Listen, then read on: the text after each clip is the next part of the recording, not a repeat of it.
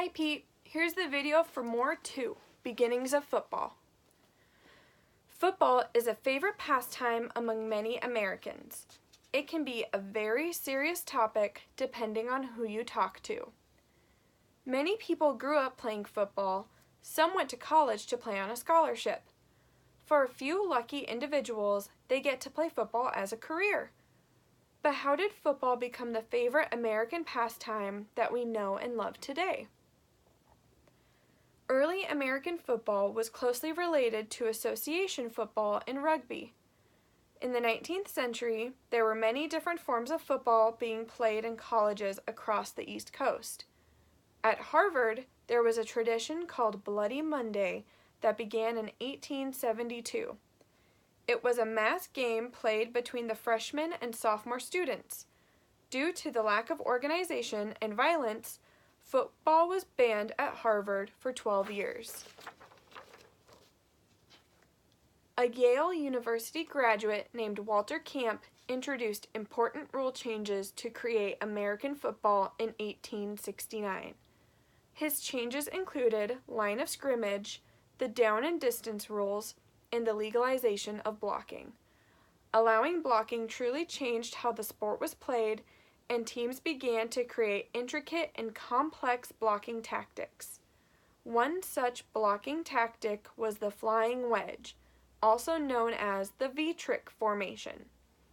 This tactic was banned 2 seasons later in 1894 by a committee led by Park H. Davis.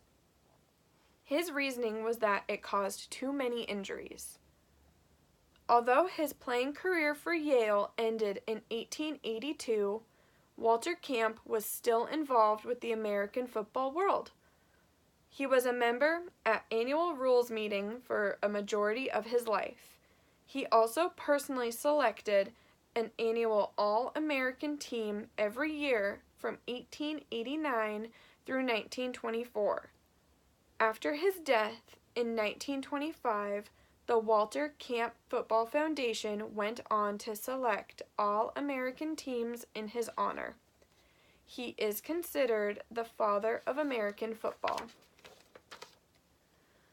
There are a few signature moves that football players make, and their origins are quite interesting. One of the key features of football, the forward pass, was created out of desperation. It occurred on October 26, 1895, in a game between Georgia and North Carolina. Joel Whitaker could not punt the ball, so instead he threw it to George Stevens, who was able to catch it. Another one is a hidden ball trick. This was used in a game between Auburn and Vanderbilt.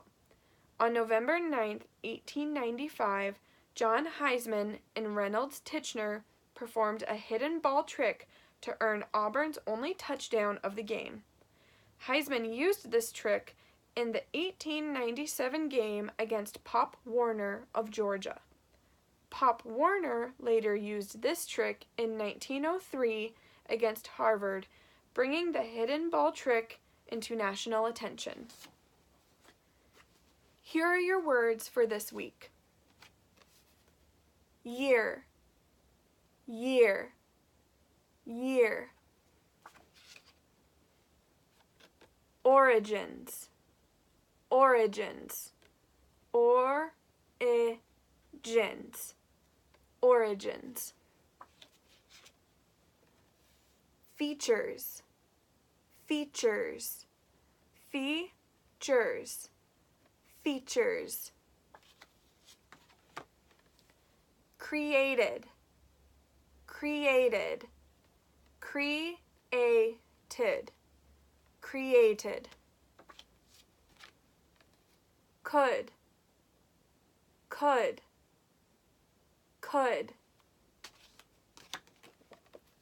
Through, through, through.